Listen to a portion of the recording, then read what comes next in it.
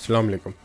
अच्छा देखिए, आज हम कर रहे हैं ये हिक्विलिब्रियम वो कर रहे हैं, और हिक्विलिब्रियम जो है अब जो है इसका जो वो नाम है वो है रिवर्सिबल रिएक्शन। लेकिन जो हब इसका जो वो नाम है, यानी जिस नाम से अभी ज़्यादा वो चलता है, ये टॉपिक ही चलता है हिक्विलिब्रियम के नाम से। अच्छा देखिए, इस ये वो पार्ट है स्पीड ऑफ ये प्रोरेक्शन का। स्पीड ऑफ ये प्रोरेक्शन में आता है सबसे पहले रेट ऑफ ये प्रोरेक्शन आता है। रेट ऑफ रिएक्शन को डील करता है कि वो किस स्पीड से हमारा रिएक्शन हो रहा है।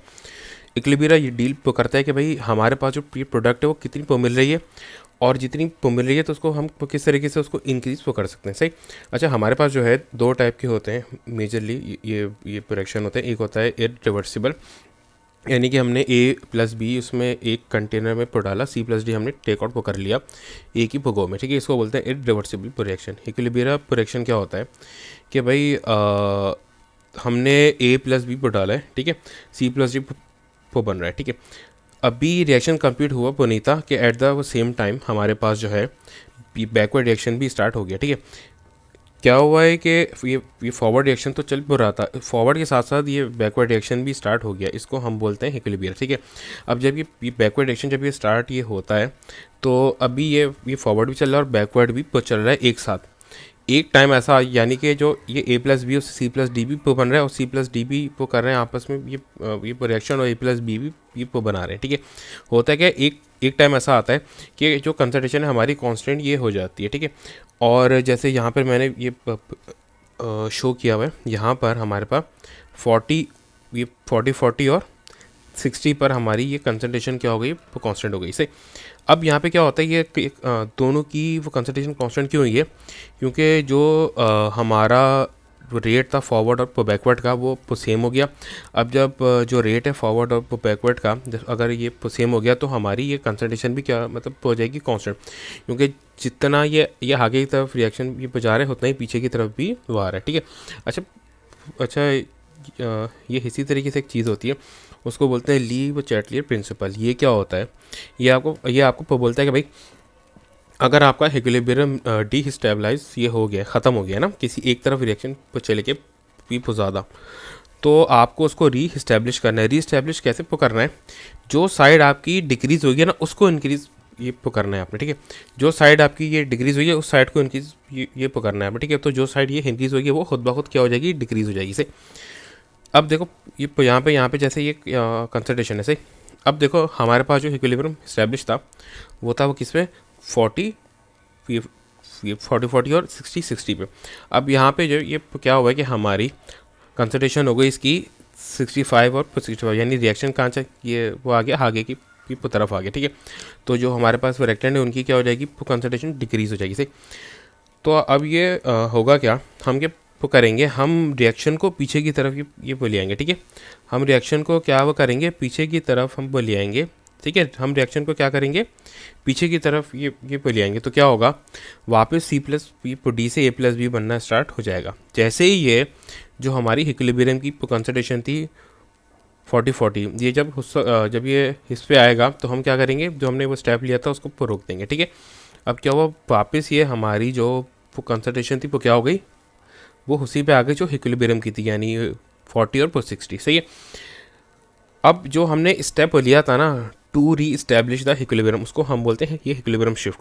तो यानी हमने इक्विलिब्रियम शिफ्ट जो है वो कहाँ पे मूव किया, equilibrium shift move towards left hand side या रिएक्ट हैंड साइड। ठीक है, अच्छा देखो फिर ये इसी तरीके से होता है ये टेम्परेचर का। ठीक है, देखो टेम्परेचर में यहाँ पर ये रेट में तो नहीं था, लेकिन ये इक्विलिब्रियम में आता है एंडोथर्मिक और एक्सोथर्मिक। देखो हमारे पास जो एक्सोथर्मिक है ना, उसमें हीट क्या होती है, रिलीज होती है, यानी कि हीट आएगी प्रोडक्ट साइड पे। हीट कहाँ आएगी, ये प्रोडक्ट साइड पे आ रही है ना हीट। तो अगर मैं ये टेम्परेचर इंक्रीज़ कर दूं, अगर मैं क्या करूं, टेम्परेचर इंक्रीज़ कर दूं, अगर वो लेट से मैं टेम्परेचर इंक्रीज़ करता हूं ना, तो कौन सी साइड होगी इंक्रीज़, तो ये इंक्रीज़ होगी ये प्रोडक्ट साइड। क्यों, क्योंकि इसी साइड पे क्या था, ये टेम्परेचर था, जिस साइड पे ये टेम्परेचर है वही साइड क्या हो जाएगी, इंक्रीज़ हो जाएगी। ठीक है, जिस साइड पे ये टेम्परेचर है वो साइड क्या हो जाएगी, इंक्रीज़ हो जाएगी। तो क्या होगा, अब जब ये साइड इंक्रीज़ ये हो गई, तो ये वाली साइड जो है ये प्रोडक्टेंट साइड ये क्या हो जाएगी, डिक्रीज़ हो जाएगी। तो जो मेरा लीप चैटलियर ये प्रिंसिपल क्या बोलता है कि जो साइड वो डिक्रीज़ हो उसको इंक्रीज़ करो। तो उसके लिए हम क्या मतलब वो करेंगे, यहाँ पे जो इक्विलिब्रियम शिफ्ट है, ठीक है, मेरी जब मैंने ये टेम्परेचर ये इंक्रीज़ किया तो प्रोडक्ट साइड इंक्रीज़ हो गई, तो मेरा जो इक्विलिब्रियम शिफ्ट है वो चले आएगा रिएक्टेंट साइड यानी लेफ्ट हैंड साइड पे, क्योंकि वो क्या होगी, वो कम हुई है। ठीक है, इसी फिर तो तरीके से अगर मैं टेम्परेचर को वो कम कर दूं, अगर मैं टेम्परेचर को वो कम करता हूं तो मेरा टेम्परेचर जो है वो किस साइड पे है, मेरा ये टेम्परेचर है ये प्रोडक्ट साइड पे। तो प्रोडक्ट साइड ये मतलब वो क्या हो जाएगी, वो कम हो जाएगी। अगर ये प्रोडक्ट साइड मतलब वो कम हो रही है तो जाहिर सी बात है कि ये रिएक्टेंट साइड इंक्रीज़ हो जाएगी। तो क्या होगा, प्रोडक्ट साइड अगर कम हो रही है तो इक्विलिब्रियम शिफ्ट जो साइड वो कम हुई है उसी तरफ वो मूव करेगा, यानी प्रोडक्ट साइड यानी राइट हैंड साइड पे। फिर इसी मतलब वो तरीके से आता है एंडोथर्मिक। बस एक बात का ख्याल यहाँ पर रखना, एंडोथर्मिक में हीट आती है रिएक्टेंट साइड पे। ठीक है, क्योंकि ये हीट क्या करता है, एब्जॉर्ब करता है। ठीक है, अब क्या है, अगर मैं टेम्परेचर इंक्रीज़ कर रहा हूँ, अगर मैं वो टेम्परेचर इंक्रीज़ कर रहा हूँ, ठीक है, तो क्या होगा, मेरी वो साइड इंक्रीज़ होगी जिस साइड पे क्या होगा, हीट का साइन होगा। हीट का साइन यहाँ पे है ये रिएक्टेंट साइड पे, तो मेरी रिएक्टेंट साइड इंक्रीज़ होएगी। इक्विलिब्रियम शिफ्ट कहाँ पे ये हो जाएगा, जो साइड डिक्रीज़ हुई है। अगर वो रिएक्टेंट साइड की इंक्रीज़ होगी तो जाहिर सी मतलब ये बात है कि प्रोडक्ट साइड डिक्रीज ये हुई होगी, तो ये जाएगा प्रोडक्ट साइड यानी राइट हैंड साइड पे। इसी तरीके से अगर मैं टेम्परेचर क्या कर दूँ, कम कर दूँ, अगर मैं टेम्परेचर कम कर दूँ तो रिएक्टेंट साइड की ये क्या हो जाएगी, वो कम हो जाएगी। क्यों, क्योंकि जो मेरी हीट है वो रिएक्टेंट साइड पे, तो मेरी रिएक्टेंट साइड ये क्या हो जाएगी, वो कम हो जाएगी।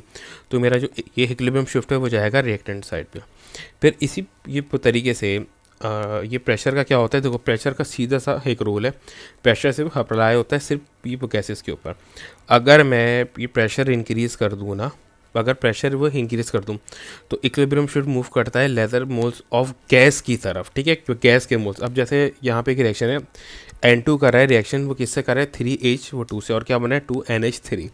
ठीक है, तो यहाँ पे मेरे पास जो रिएक्टेंट साइड है वहाँ पे 4 मोल्स और प्रोडक्ट साइड पे वो 2 मोल्स है। तो अगर मैं ये प्रेशर वो ये इंक्रीज़ करता हूँ तो यहाँ पे क्या होगा, मेरा जो इक्विलिब्रियम शिफ्ट है वो जाएगा वो लेदर वो मोल्स की तरफ, यानी यहाँ वो जाएगा यहाँ पे प्रोडक्ट साइड की तरफ, क्योंकि यहाँ पे सिर्फ वो 2 मोल्स हैं। इसी तरीके से अगर मैं यहाँ पे ये प्रेशर को वो कम कर दूँ तो मेरा ये इक्विलिब्रियम शिफ्ट जाता है ज़्यादा मोल्स की तरफ। तो ज़्यादा मोल्स यहाँ पे कहाँ है, रिएक्टेंट साइड पे, तो इक्विलिब्रियम शिफ्ट जो है वो कहाँ पे कि मूव करेगा रिएक्टेंट साइड पे। इसी फिर ये वो तरीके से जो वो कैटलिस्ट है, कैटलिस्ट का कोई भी रोल मतलब वो नहीं होता, क्योंकि वो कैटलिस्ट क्या करता है, सिर्फ रिएक्शन को स्पीड अप करता है, उससे ज़्यादा कुछ भी